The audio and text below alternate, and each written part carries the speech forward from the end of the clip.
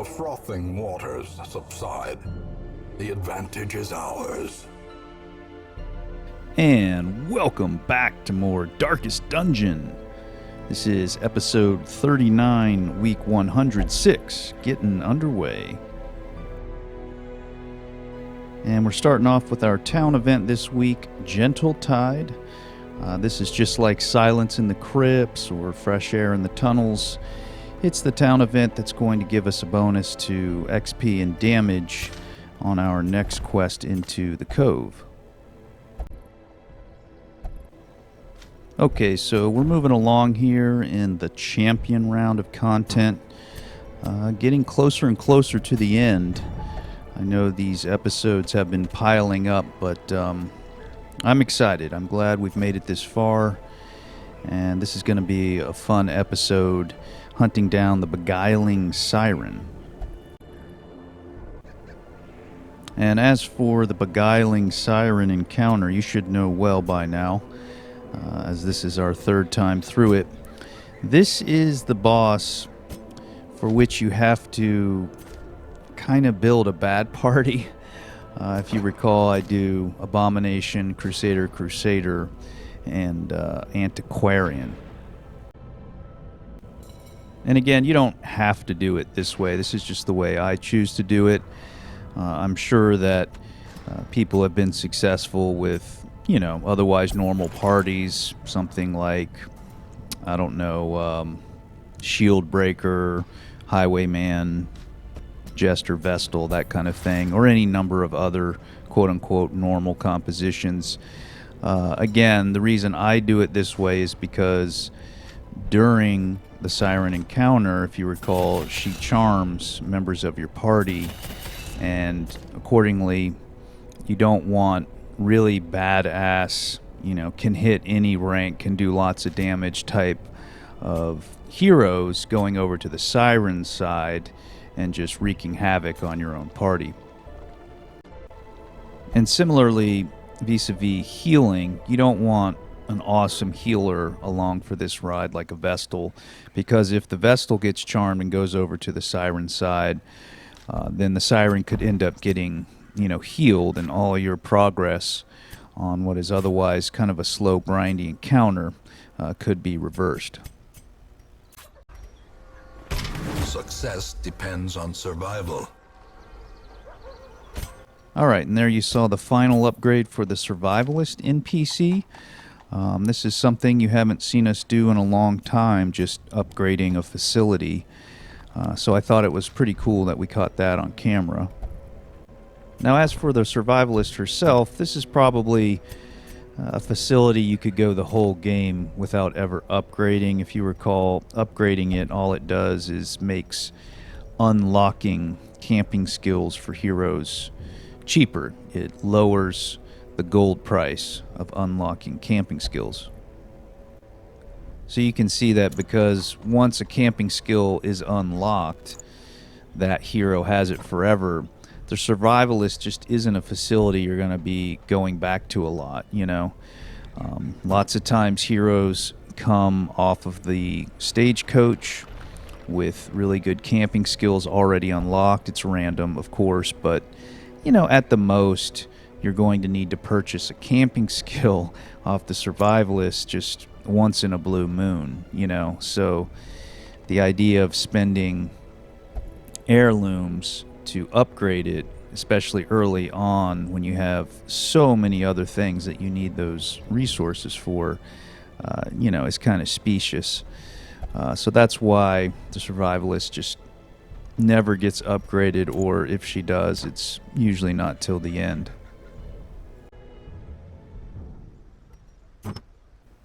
Okay, so getting back to the party composition, again, by way of reminder, the only healing going on in this group is very small.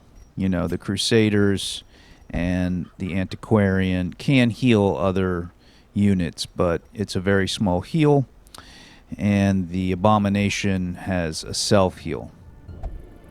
So if either of the Crusaders or the Antiquarian get charmed and head on over to the Siren side and decide to heal her, it's not going to be for that much. And similarly, vis-a-vis damage, if either of the Crusaders or the Antiquarian get charmed and decide to attack us, they're not going to hit for that much damage. Now, as for the Abomination, if you recall, we are going to buff him up quite a bit once we camp, and he's going to be able to do just a truckload of damage. He's going to be our primary damager throughout the dungeon, and most important, on the Siren herself. However, if you recall, there's a way that you can ensure that one of your heroes will never get charmed. And I'll go over this once we're camping just to refresh your memory, but that's what we're going to do with him. And in that way, we don't ever have to worry about all of his, pretty scary damage ever going over to the Siren side and getting turned back on the party. But of course, as we've seen 2 times already, all of this comes at a cost, which is a very rough time getting through a very difficult Cove map just to get to the Siren, because we have very weak healing and very weak stress healing. So let's see how it plays out in the champion round, Devatron. We're just about ready to go. Sit back and enjoy the backstory for the Siren. My lofty position wasn't always accompanied by the fear of office. And there was a time when I could walk the streets or raise a glass in the tavern without concern for molestation. Faithful as the tide, one precocious village waif made it her hobby to shadow my every errand. It was charming then, troublesome later. In financial desperation, I struck a bargain with the ancient things that surfaced in search of sacrifice when the moon was right. Their price was the delivery of an obscure idol, and one other item of more troubling portent. The pact struck. My newfound accomplices slipped silently beneath the brackish water. A fearful stirring at the edge of the torchlight betrayed a familiar witness, and gifted me with malign inspiration. Under the blood moon, I lured my wide-eyed prey to the pier's edge. Before she could properly appreciate her position, I clamped on a manacle, chaining her to the leering idol. A small push was sufficient to send both into the icy waters. And when at length the tide receded, jewels of the most magnificent grandeur lay scattered upon the shore. I always wondered what became of the unfortunate little waif. Ho ho ho ho, Devatron. Pure evil. I mean, wow, this backstory just chills my spine. It's just utterly evil, and I can't stand it. I mean, okay, as we are coming to know, all of the ancestors' past deeds and exploits have been utterly atrocious, utterly evil, but this one, I mean, an innocent girl, Devatron? She was just a simple village girl who, was enamored of the ancestor, wanted his attention, wanted his affection. And why did he do it? For power? For knowledge? No, for money. I mean, come on. Another mariner, another misfortune. So yeah, this backstory just absolutely turns my stomach, and I can't stand it.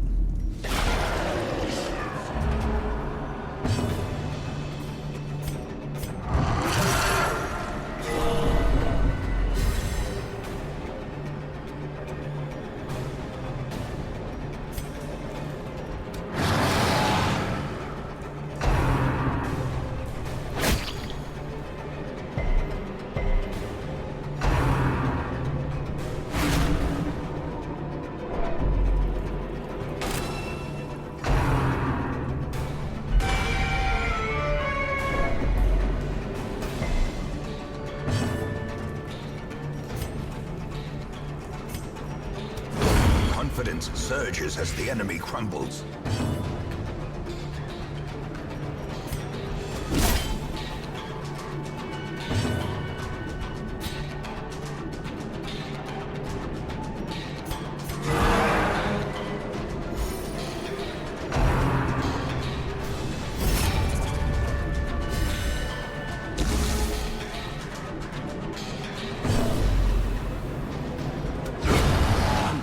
the onslaught. Destroy them all.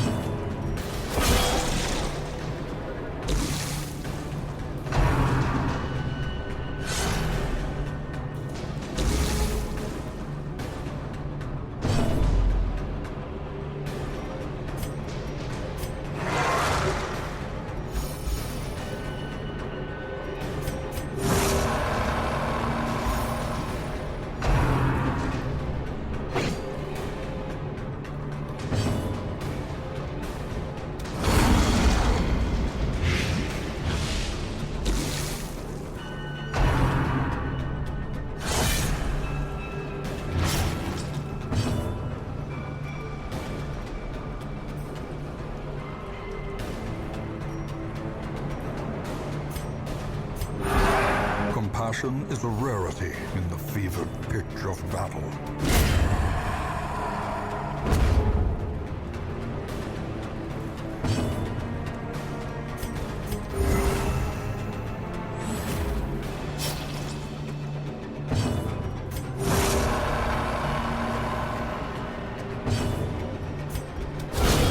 As the fiend falls, a faint hope blossoms.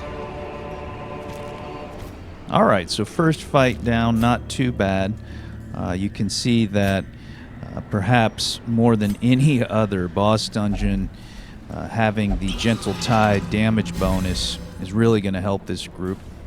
And here, getting a lucky draw with a fish idol, with which we can further buff our abomination's damage.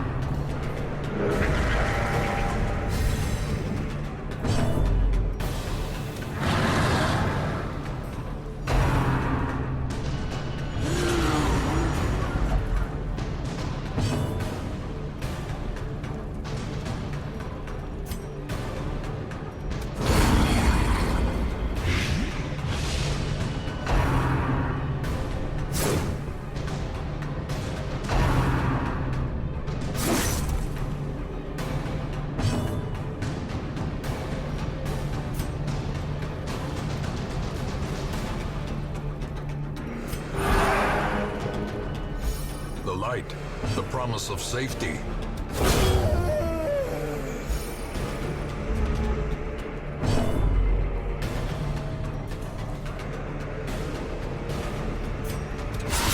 A singular strike.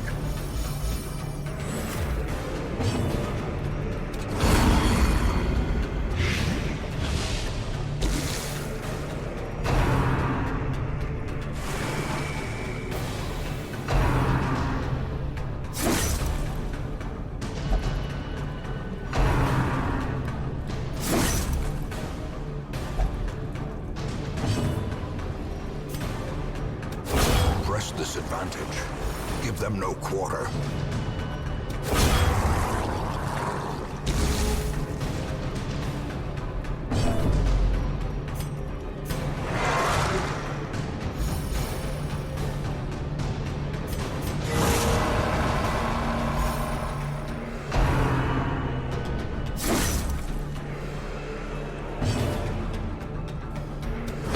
Their formation is broken. Maintain the offensive. All right, so smooth sailing so far. At this point, I was pretty impressed with how the group was doing, especially in contrast with, our past attempts with this composition in here on this run. The Antiquarian's Blight ability was helping out a lot. If you recall, Blight works really well in here, Bleed doesn't. And also her party dodge buff was helping out tremendously, so I was feeling pretty good at this point.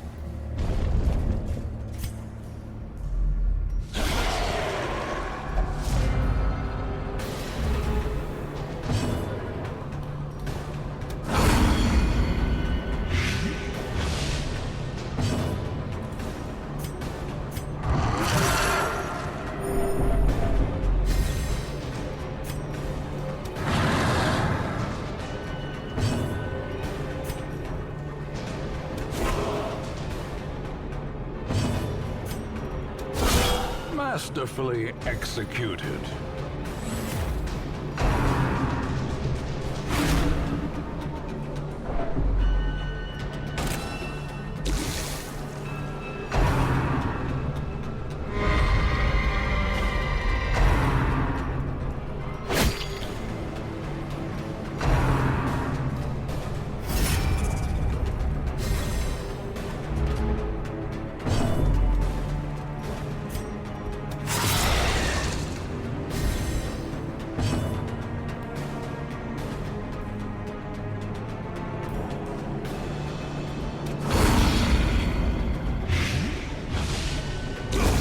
The slow death.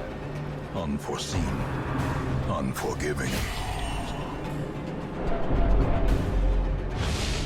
The will to fight falters.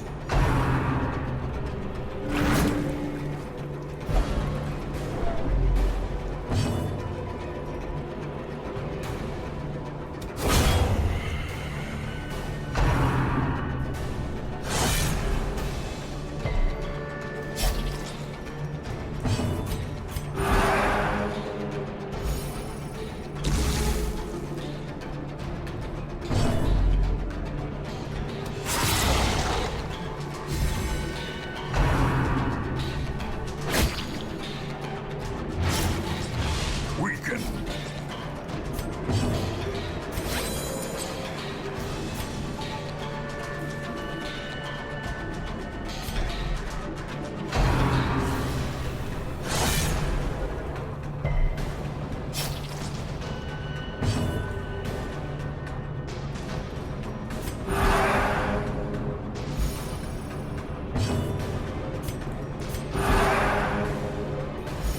As the light gains purchase, spirits are lifted, and purpose is made clear.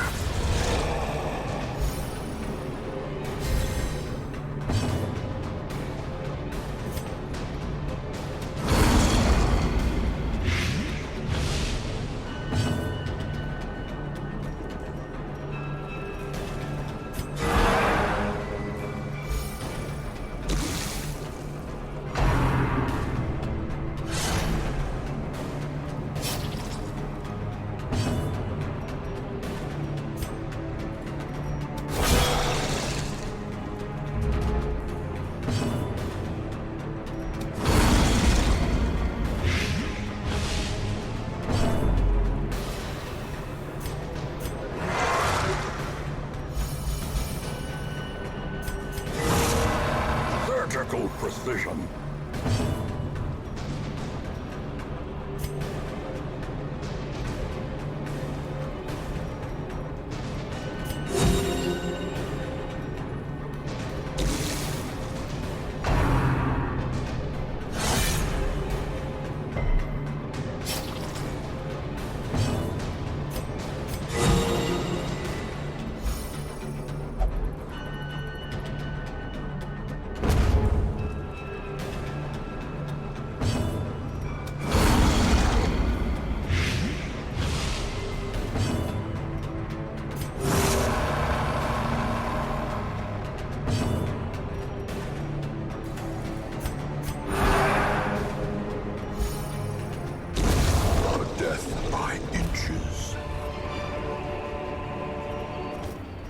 All right, so getting into a little bit of stress trouble there. But yeah, the group was able to recover nicely. And as you can see, as you've seen with this composition in the past, it's going to be kind of a slow, clunky pace and roundabout way of doing things, but they're going to be able to, power through it.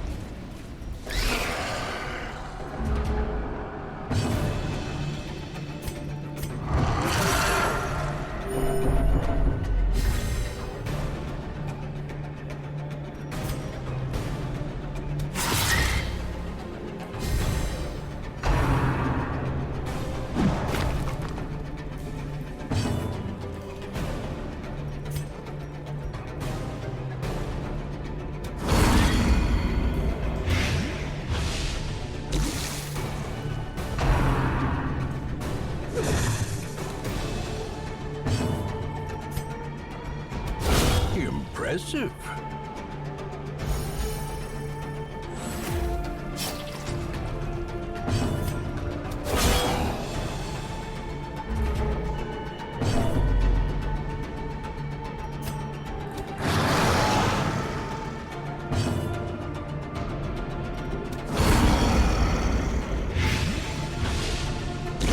Great is the weapon that cuts on its own.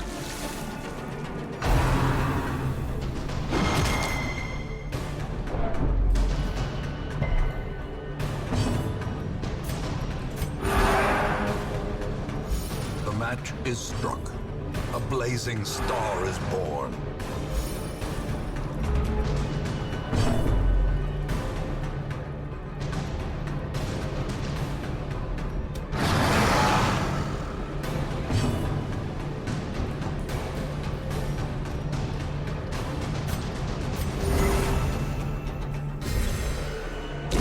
Slowly, gently.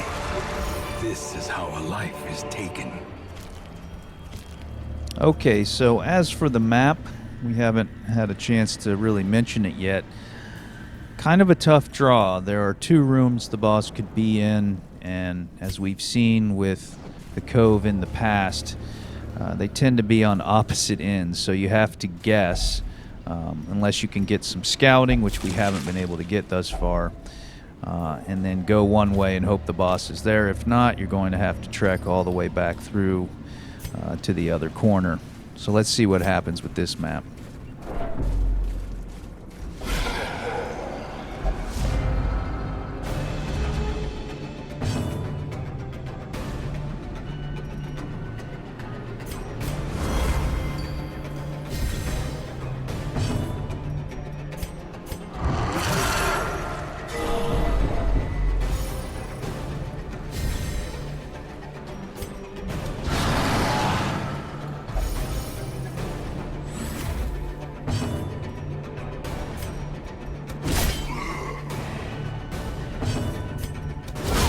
Cursed champion falls.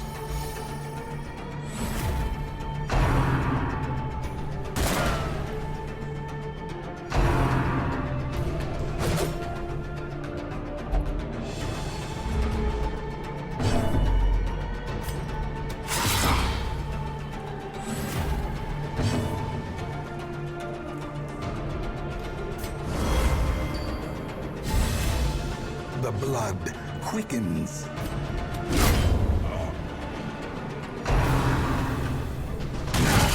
Grievous injury, palpable fear.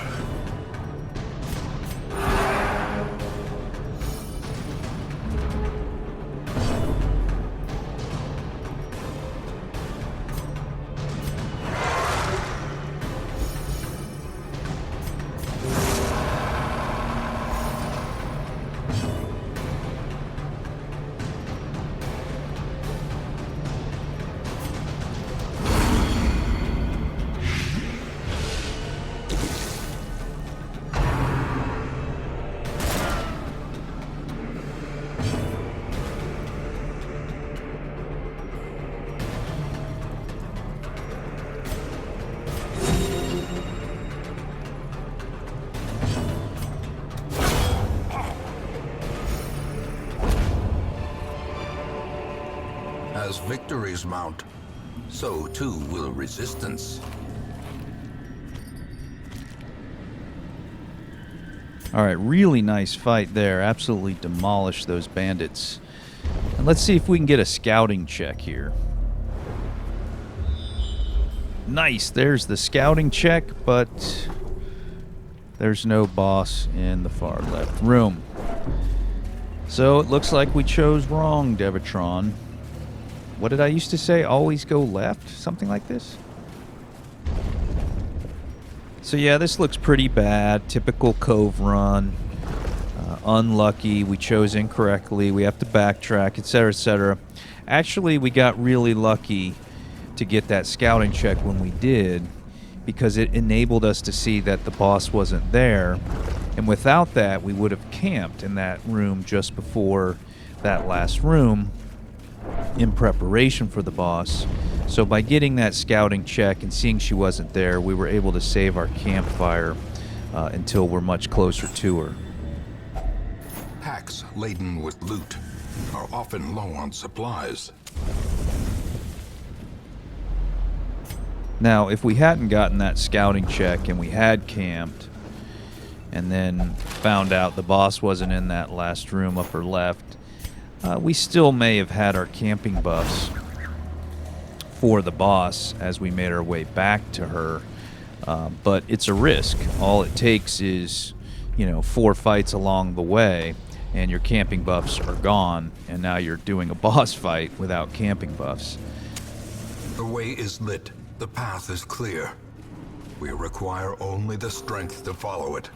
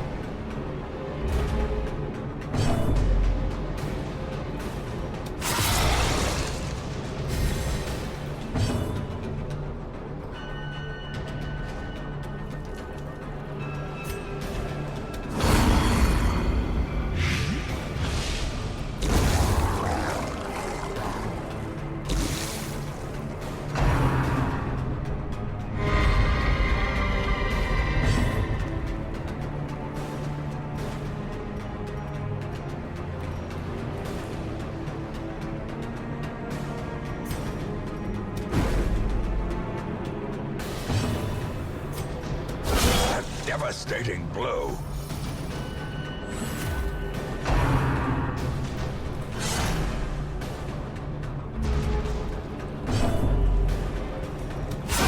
Well struck.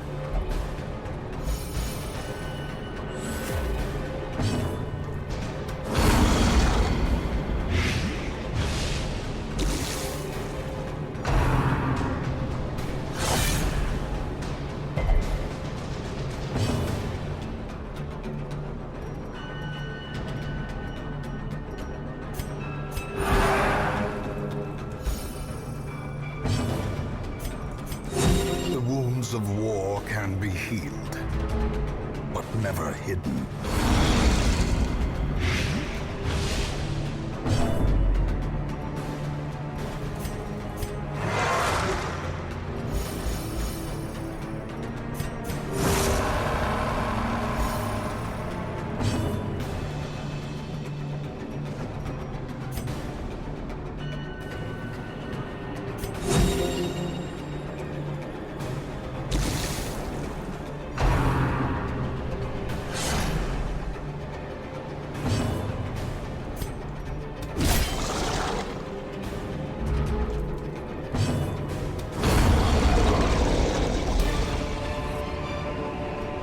Success so clearly in view. Or is it merely a trick of the light? Alright, so once again, the group totally handling what would otherwise be a pretty tough fight. And then here we get a scouting check, not that we needed it, but we can see it's clear to the boss, so we're going to go ahead and camp. Circle in the dark. The battle may yet be won. Alright, notice 14 respite points because we have an abomination. Alright, so we start off with the abomination's Psych Up ability, which buffs his damage. It also causes stress to the other companions, so with our Crusader here, in addition to preventing a nighttime ambush, he's going to use the Zealous Speech ability, which will lower the companion's stress. And then with our last 2 points, we're going to use our secret sauce here, the Antiquarian's Strange Powders. This is going to buff the abomination's resistances, but most important, it's going to increase his debuff resistance. If you recall, the hero with the highest debuff resistance will never get charmed by the Siren. So by using the Strange Powders buff on the abomination, in addition to some trinket combinations on the other heroes, we've made sure that our abomination has the highest debuff resistance in the group, and accordingly, we know that he'll never get charmed by the Siren.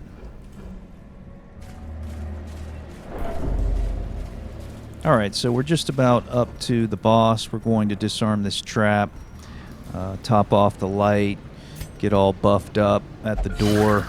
Easiest run ever getting to this boss with this composition, I have to say. This was pretty awesome. In Radiance, may we find victory.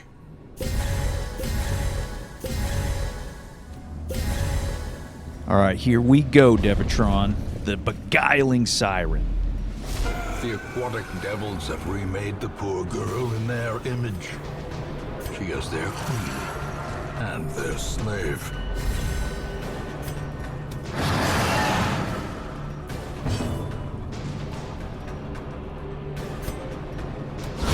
Precision and power.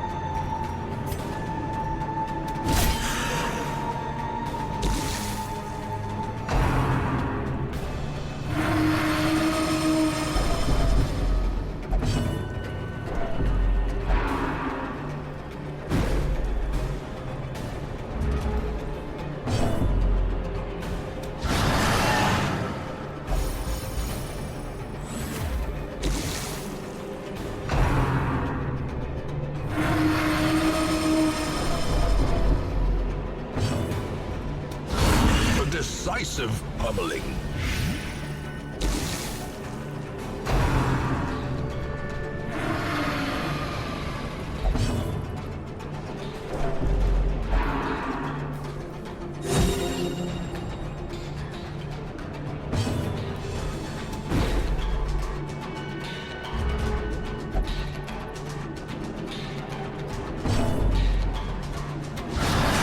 The ground quakes.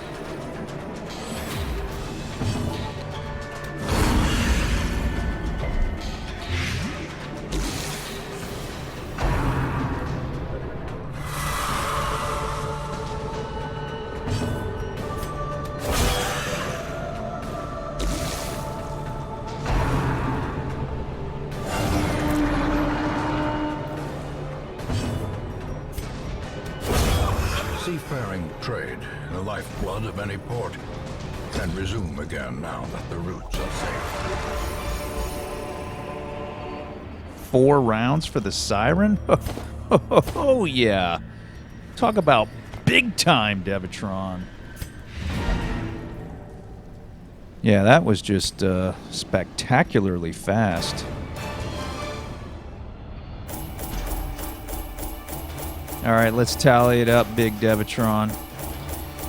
We're going to have a lot of gold, mostly because of the antiquarian. If you recall, she always helps the party pick up lots of valuables.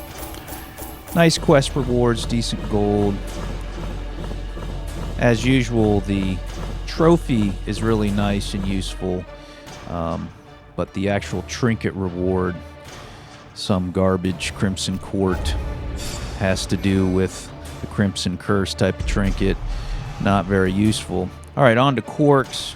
All right, Enlightened on the Abomination, no big deal. Hard Noggin replacing Thick Blooded. Those are both useful, so kind of 1 for 1. Ashen is bad. We have to get rid of that.